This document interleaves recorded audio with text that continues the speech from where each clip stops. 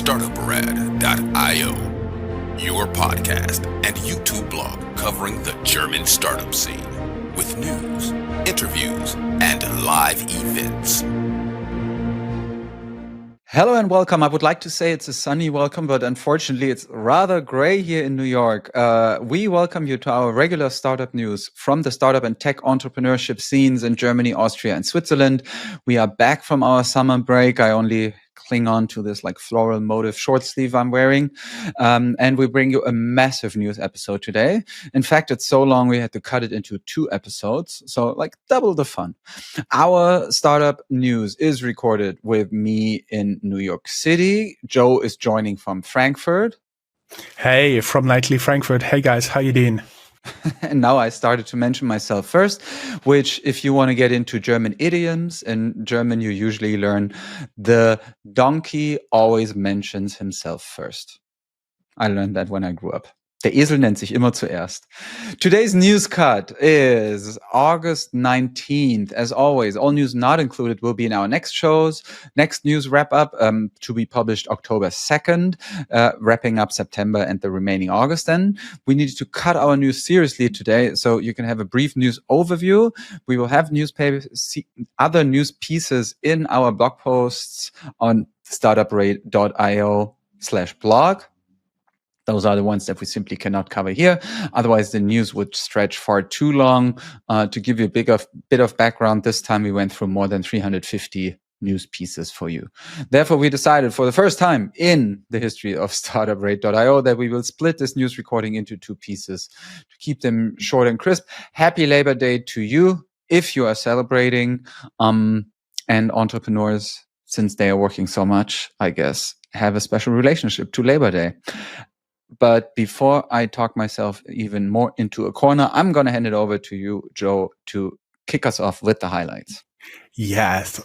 Thanks, Chris. I always appreciate your energy here. The highlights. By the way, I love Labor Day because it frequently coincides with my birthday. Our highlights: startup funding momentum across Europe and the DACH region accelerated in August with AI, climate tech, and fintech taking center stage. Berlin's AI ecosystem made global headlines as one stealth unicorn skyrocketed from $350 million to a $2.3 billion valuation in just 4 months, underlining the region's dominance in enterprise automation and SaaS-driven AI. Meanwhile, the macro backdrop remains tense, with Germany's GDP contracting sparking recession fears, but venture capital continues to pour into deep tech and energy innovation as hedge bets against cyclical slowdown. Major deals shaped this month's narrative. Climeworks raised $162 million to advance its CO2 capture technology, while Stuttgart-based MakerSite secured 60 million euros Series B to scale its sustainable supply chain software. Q and added 62 million Series A, 60 million euros Series A to push quantum-inspired climate solutions, and Munich's Tanso closed 12 million euros Series A, underscoring climate tech as a long-term growth pillar. On the fintech front, N26 faced regulatory heat and leadership shake-ups, even as Scanbot SDK exited via acquisition and Bling absorbed FinStep, highlighting both consolidation and compliance challenges in Europe's neobanking sector. For founders and VCs, these developments signal a bifurcated market. Late-stage climate and AI startups are attracting mega rounds and unicorn valuations, while fintech and mobility players like Lilium navigate restructuring and defense pivots to secure survival. This month, wave of scale-ups and exit reinforces the thesis that Europe's competitive edge lies in climate innovation, quantum technologies, and enterprise AI, sectors now too big for global investors to ignore. Let's talk startups. There's a link. You can give us feedback. As we said, the first interview, the first piece of this news will go live September 1st, 2025. And I'm just turning around and checking. And number 2, part 2 will go live on September 4th, 2025. Chris, you always, you look pretty sharp in your shirt. And by the way, without discussing it up front, we both are wearing shirts. Chris, you want to take over the top news, especially if you're dressed so nice. For once, we clean up. I'm going to kick things off with Berlin's N8N. It's a workflow automation startup that has rocketed to a $2.3 billion pre-money valuation in August, like a week ago, after Excel led a mega round with Meritech Capital expected to join, marking one of Europe's biggest AI-driven automation deals this year. The company's value has jumped from just $350 million in March 24. So within 1.5 years, we have seen a more than 6 times increase there on the back of surging demand for AI agents and enterprise-grade workflow automation. They say they have an annual recurring revenue of more than $40 million and a 200,000 member community. And N8N has become a leading open source alternative to Zapier and Make.com. Lilium brings in Pluta as insolvency advisor amid their defense pivot. So Lilium, we talked about them quite often in our podcast already, based in Munich, is an air taxi startup that faces mounting insolvency pressures, as Süddeutsche Zeitung has reported, for example, several times last week.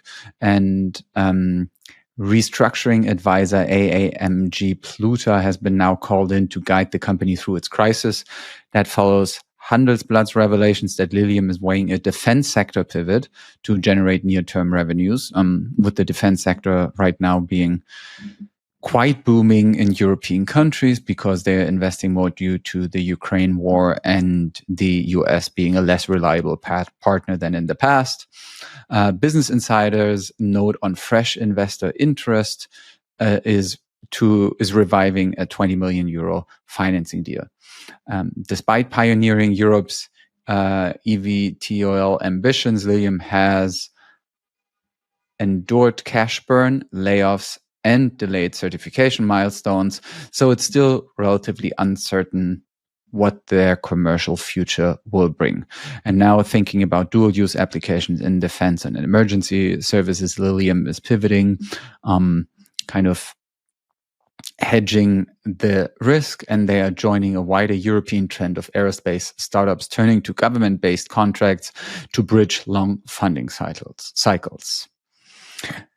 N26, another company we've been talking about a lot here, a neobank based in Berlin, is facing a severe governance crisis since probably the most severe one since its founding, as their co-founder and CEO Valentin Stalf stepped down a couple of days ago, August 15th, earlier than planned.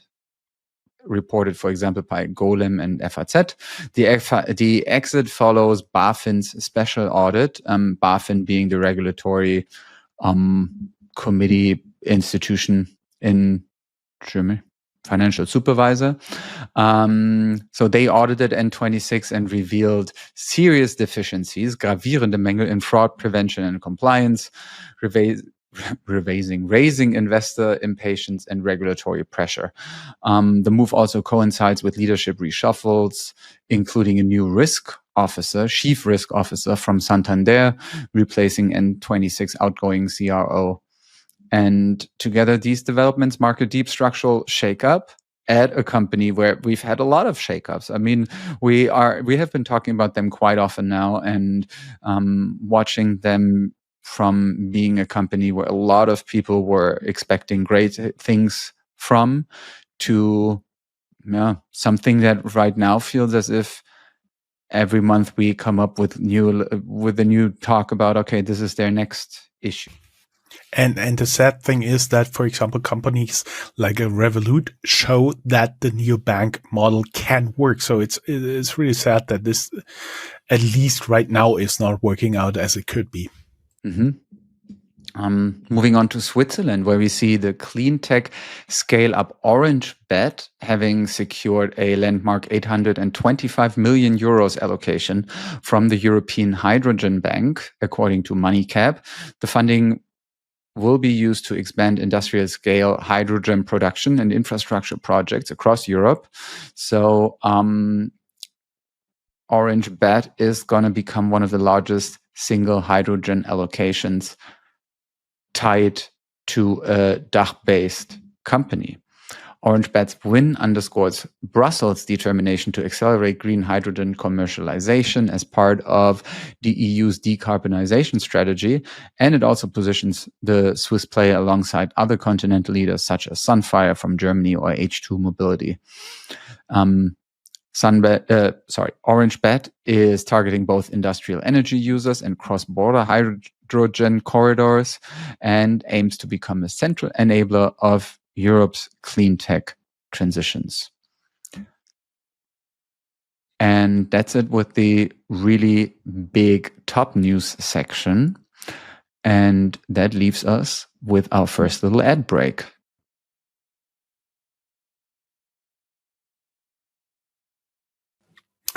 Taking over after the ad break from Chris, we don't put anything here in housekeeping and time to brag this month, but there'll be more coming up. Talking about the ecosystem here.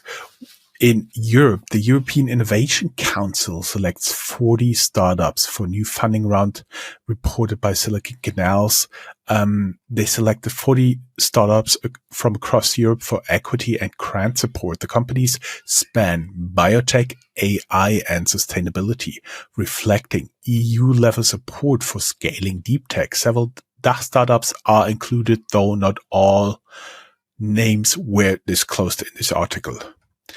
Two companies, Quant, QWANT, and Ecosia launch STAN, STAAN, Europe's independent search index. TechCrunch reported that French search engine Quant and German eco search provider Ecosia jointly launched STAN, a European search index designed as a privacy-first alternative to Google. They aim to enhance Europe's digital sovereignty and lay the groundwork for AI-native retrieval systems. The launch could reshape the European search and ad tech market. Going to Germany here, the IFO Business Climate Index edges higher in July 2025. On July 25th, 2025, the IFO Institute in Munich reported a modest increase in its closely watched Business Climate Index, reflecting cautious optimism in the German economy. Sentiment improved in industry and services, but remained weak in construction and retail. In other news, Dresden tops Sum Up 2025 cost ranking for founders. Leipzig and Bremen follow. Sum Up's analysis of 71 German cities ranked Dresden number 1 for cost-efficient funding, citing low retail rents, utilities, and competitive effective corporate tax. Leipzig placed second, Bremen third, while Munich ranked last among the top 20 due to high rents and utilities, but apparently you could still work as a high-rent startup hub. The study weights median wages, unemployment, rents, utilities, and effective corporate tax, signaling cost advantages in East German hubs for early-stage teams. KfW, Gründungsmonitor 2025, meaning the founding monitor 2025, reports stable startup activity despite economic headwinds. Munich Startup summarized the KfW Gründungsmonitor 2025, showing that the number of new businesses in Germany remains robust. Early stage activity is supported by resilience in tech and digital sectors, even as macroeconomic uncertainty weighs on financing. Policymakers are watching indicators closely to refine support schemes. German GDP dips again. Technical recession looms in Q2 2025. Tagesschau, it's like the main news source in Germany, right? everybody watches Tagesschau 8 Yeah, it's p.m. the here in law. Germany. It's Yeah. the law. You have to It's watch a law. it. Yeah. They reported that Germany's economy shrank by 0.2% in Q2 after flat Q1, meeting the definition of a technical recession. Exports and industrial output weakened while private consumption stagnated despite easing inflation. The downturn adds pressure to fiscal debates and heightens importance of startup innovation-driven growth narratives in the DACH region. Berlin to set new financial rails for defense startups to speed procurement and scale. Handelsblatt reported the federal government will establish funding procurement Weichen, meaning rails, to help defense tech startups commercialize faster. Aligns with dual use momentum and NATO related demand. Dual use, didn't we just have something with Lilium like that? No new budget timelines versus our priority entry. Germany clears the path for remote operated driving pilots, opening the door for teleoperation startups. German authorities signaled the go-ahead for remote-controlled driving pilots, establishing the framework for teleoperation in logistics and mobility. The policy shift could benefit companies building tele-driving stacks, remote ops centers, and safety cases aligned with EU rules. The article does not name specific startups. And Chris, you know what's very interesting? We actually talked about it. I talked with a lawyer about it. Inside Germany's autonomous driving law in 2021, because this was already within the frame of a law. So we have been quite ahead of the curve here. But Chris, you looks pretty Bavarian. You want to take over Bavaria here. It's a unique thing that they are highlighted here. I mean, you're dressed in white and blue too. But yeah, I mean, autonomous driving, this is also a story that has been with us forever. And we've been promised that we are so close to finally actually making it work. Waymo apparently works pretty well on the US West Coast. But so far, I mean, I'm sure if you went back in the archives that you would be able to find assumptions, promises that would have said, okay, in 2025, there will be autonomous driving everywhere. And not much has happened. But we've already discussed it in 2021. So there will be one person ahead of a lot of screens. And if any autonomous driving vehicle gets into trouble, a human driver from a center takes over. That was basically the idea we discussed in 2021, and now it seems to become reality, at least in parts. Mm-hmm.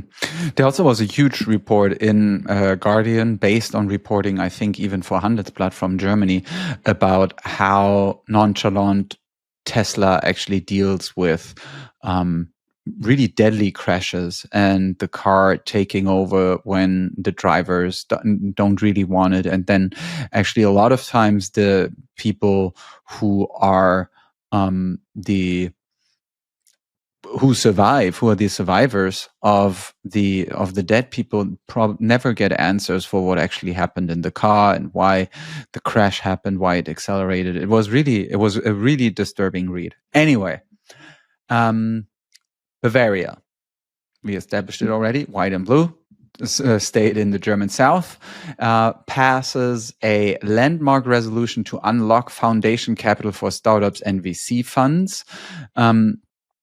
The Bavarian Parliament approved a pro-startup resolution to invest in startups and VC funds, a little policy tweak that aims at attracting more endowment capital into DACH venture markets. Austria, to the south of Bavaria and to the south of Germany, there we see what they call a Gründerwelle, a founders wave, meaning there's a clear uptick in new company formations in Austria. Despite the macro headwinds, a surge indicating resilient founder activity, improving access vehicles, public co-funding, corporates, and regional initiatives. We have in the show notes detailed split for different sectors and seed series totals. Vienna-based Allocator 1 launches a fund of funds for European VC. It's a platform designed to channel institutional money into European VC funds. And the startup model aims to diversify LP risk and simplify access to venture investments. Switzerland, as we say in geography, to the left of Austria, west of Austria, has... You just said to the left of Chris. Yeah, that's what we say. Pinterest launches a new AI tech hub in Zurich in order to strengthen their DACH region footprint, and also signaling a major investment in local research and development. The hub will focus on personalization, generative AI, and content safety. And this, our dear friends, is already the end of part 1 of our startup news. We will be back in 3 days for those of you who listen to us on day 1.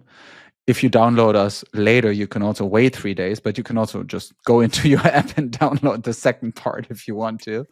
So thanks for now, and we'll hear you soon.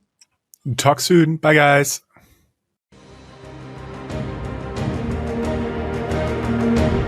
That's all, folks. Find more news, streams, events, and interviews at www.startuprad.io. Remember, sharing is caring.